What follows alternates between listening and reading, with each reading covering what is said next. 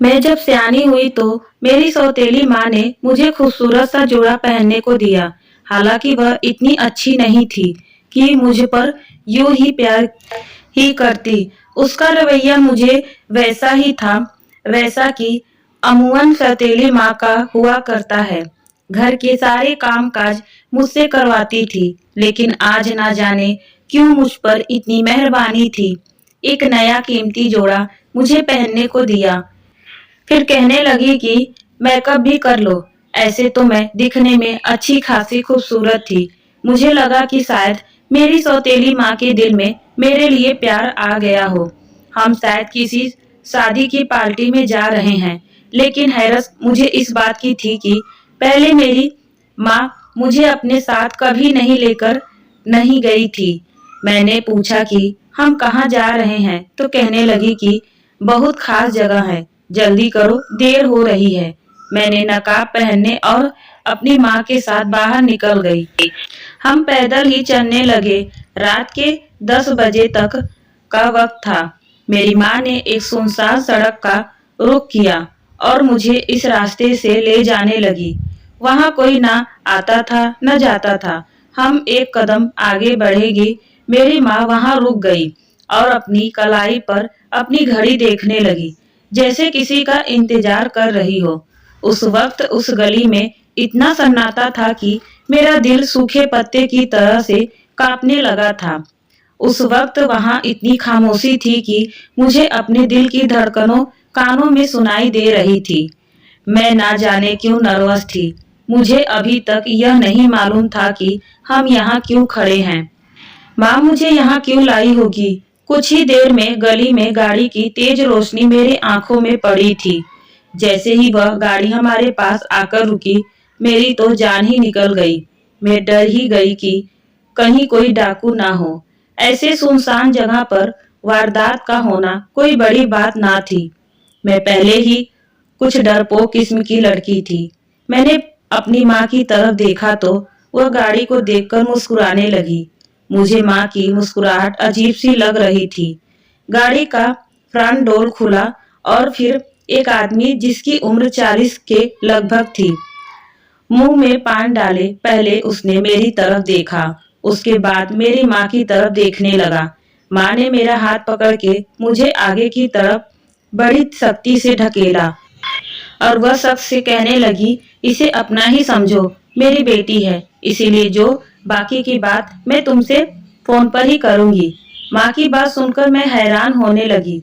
वह क्यों मुझे उसके साथ भेज रही थी। मेरा दिल उस वक्त अनजाने में अंधेरों में डूबने लगा। मैंने अपना हाथ माँ के हाथ से खींचा और पीछे हटकर मैं घबरा कर बोली कि मुझे किसी के साथ कहीं नहीं जाना। ना जाने मुझे किसी बहुत बड़ी गड़बड़ का एहसास हो रहा था। मेरी माँ ने मुझे खुद से आंखें फाड़ कर देखा और मेरा हाथ पकड़कर मुझे उस सख्त की और जोर से ढकेला। मैं उसे सख्त की गिरी थी।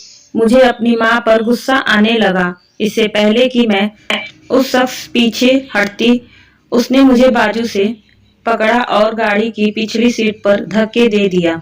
गाड़ी के पीछे भी एक और शख्स मौजूद था, जो नकाब पहने हुए था, जिसे फौरन मेरे नाक पर एक तेज खुशबू का रुमाल रख दिया और मैं बेहोश में जाने लगी थी। मेरे हाथ पांव बेजान से होने लगे थे। जब मुझे होश आया तो जहां मैं थी वहां एक ऐसा कमरा था, कमरे में तेज रोशनी थी। मेरा सर बुरी तरह से भारी हो रहा था। मैंने एक हाथ से अपने सर को पकड़ा और दूसरे हाथ के सहारे में उठकर टेक लगाकर बैठ गई। वह इंसान मेरे सामने ही बैठा था, जो मुझे मेरी माँ के पास से ले आया था। वह सख्त मुझे बड़ी तेज नजरों से देख रहा था। वह सख्त मुझे देखकर कहने लगा कि तुम्हारी माँ ने तो तुम्हारी तारीफ बहुत कम की थी। तुम तो मेरी सोच से भी ज्यादा खूबसूरत हो। फिर वह मेरे करीब आने लगा तो मैंने उसे पीछे की तरफ, वह कहने लगा, तुम्हारी माँ ने पूरे 2 लाख लिया है तुम्हारा। अगर तुमने कुछ भी चालाकी की तो पछताना तुम्हें ही पड़ेगा। यह सुनकर तो मेरे होश उड़ने लगे थे। एक लड़की के लिए सबसे कीमती चीज उसकी इज्जत होती है, जिसे आज मेरी सौतेली माँ की आंखों पर बंधी लालच की पट्टी ने मुझे बेदर्दी से छीना था। मैं एक शराबी की बेटी थी।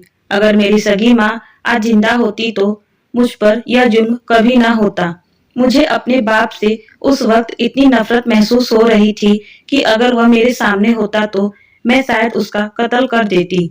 मेरे बाप को शराब की ऐसी लत लग चुकी थी कि जिस दिन उसे शराब ना मिलती वह पागल सा होने लगता। एक दिन शराब ना मिलने कोई वजह से माँ और बाबा के बीच कहासुनी हो गई और गुस्से में बाबा ने माँ को मार डाला। शायद उसी दिन से मेरी बर्बादी शुरू हो गई थी। मैं अपने पुराने यादों से बाहर निकली। मैं गाड़ी के नीचे उतरने लगी तो उस आदमी ने मेरे हाथ पर 2 लाख की रकम रख दी। कहने लगा अपनी माँ को देना। मैं बेजान हाथों से वह पैसे पड़े नीचे उतर गई। वह गाड़ी जा चुकी थी। मैं अपनी लूटी फूटी हालत के साथ दरवाजे तक पहुंची थी। मैंने दरवाजा खटकाया तो मेरी माँ ने दरवाजा खोला। मेरे हाथ पर पैसे देखकर उसकी आंखें चमक गई। मुझसे पैसे ले लिया और अंदर चली गई। उसे मेरी हालत पर जरा भी तरस नहीं आया था। आता भी क्यों? मैं कौन सी उसकी सगी बेटी थी? मैं सीधे अपने कमरे में जाकर अपनी चारपाई पर बेजान वजूद लिए लेट गई। मेरे आंसू नहीं रुक रहे थे। मेरी सगी माँ मुझे कितना प्यार करती थी।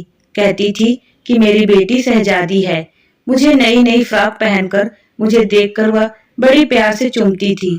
मैं जितनी खूबसूरत थी मेरे ख्वाब भी ऐसे ही छोटे छोटे थे जैसे कि हर आम लड़की के हुआ करते हैं। मेरी दूसरी माँ का रवैया मुझे पहले दिन से ही ऐसा था। वह मुझे सारे काम करवाती थी। बस एक रात मेरी होती थी जिसमें मैं आंखें बंद करके अपने ख्वाब की खूबसूरत दुनिया में चली जाती थी। सोचती थी कि एक न एक दिन मेरी शादी हो जाएगी तो मेरी जिंदगी की परेशानियां भी खत्म हो जाएगी। मेरा भी कोई घर होगा, एक प्यार करने वाला पति होगा। लेकिन रात को मेरी सौतेली माँ ने चंद सिक्कों की खातिर मेरा ख्वाब भी किसी दरिंदा इंसान के हवाले कर दिया था जिसने बड़ी बेदर्दी से मेरे ख्वाब को नोचा था। वह पति तो था नहीं जो मुझे नरमी का बर्ताव करता। मेरा ग्राहक था। मैं उसकी सिर्फ हवस का निशाना ही बन गई थी। मुझे अपने आप से, अपने वजूद से, यहाँ तक कि अपनी पैदाइश से भी घिन आ रही थी। काश कि मैं पैदा ही ना होती, मर जाती। मुझे अपनी किस्मत पर इतना रोना आया कि मेरा तकिया मेरे आंसुओं से भीग गया। रोती रोती मेरी आंखें लग गई। जब मुझे किसी ने जगा कर उठाया उस वक्त मेरी थकान और नींद से बुरी हालत थी।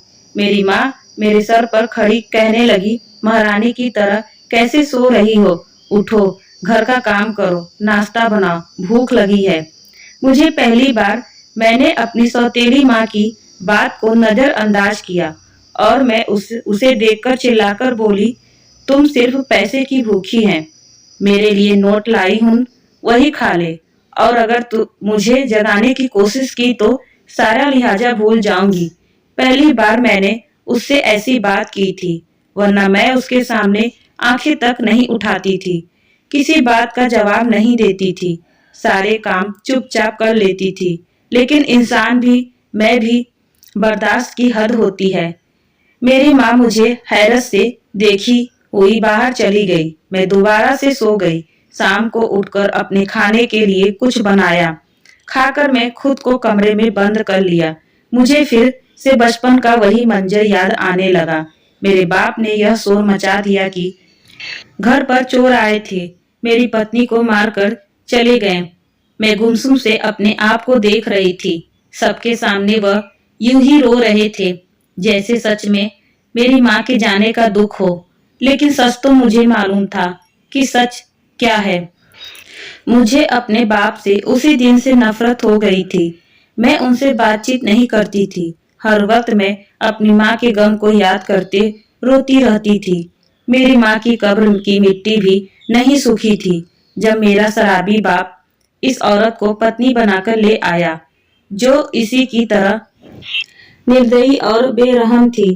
कम उम्र में ही मैंने सारे घर के काम करने शुरू कर दिए थे क्योंकि बिन माँ की बच्चियां बेसहारा हो जाती हैं। जब सौतेली माँ घर आ जाती हैं तो बाप भी सौतेले हो जाते हैं और मेरा बाप तो पहले से ही मेरे साथ सगा ना था। मेरी माँ के साथ मेरा बाप भी मेरे लिए मर चुका था। मेरी सौतेली माँ एक लालची औरत थी। पैसे देखकर उसकी आंखें चमकने लगती थी। अक्सर पूरा पूरा दिन वह बाहर रहती थी। शाम को ही घर लौटती थी और जब घर आती तो उसके हाथ में नोट होते थे जिन्हें वह अपने कमरे में रख देती थी। वह पूरा दिन कहाँ गुजारती थी, क्या करती थी, मुझे कुछ भी खबर न थी। फिर मैं जैसे ही 18 साल की हुई, मेरी सौतेली माँ ने मेरे जिस्म का सौदा करना शुरू कर दिया। फिर यह रोज का सिलसिला जारी हो गया था। मैं खुद को हालात के हवाले कर दिया था। आज सुबह जब मेरा ग्राहक मुझे छोड़ने आया तो मैंने उससे कहा कि मुझे मंदिर के पास उतार दो। मैं दोपहर तक मंदिर की सीढ़ियों पर बैठी रही। अचानक मैंने पलटकर देखा तो मेरी सौतेली माँ मुझे गुस्से से आंखें फैला देख रही थी। कहने लगी, कब से तेरी राह देख रही हूँ और तू यहाँ पर बैठी है। मैंने मुस्कुरा से कहा, मेरी राह नहीं तक रही थी, पैसों की राह ताक रही थी। तुझे पैसे की भूख है।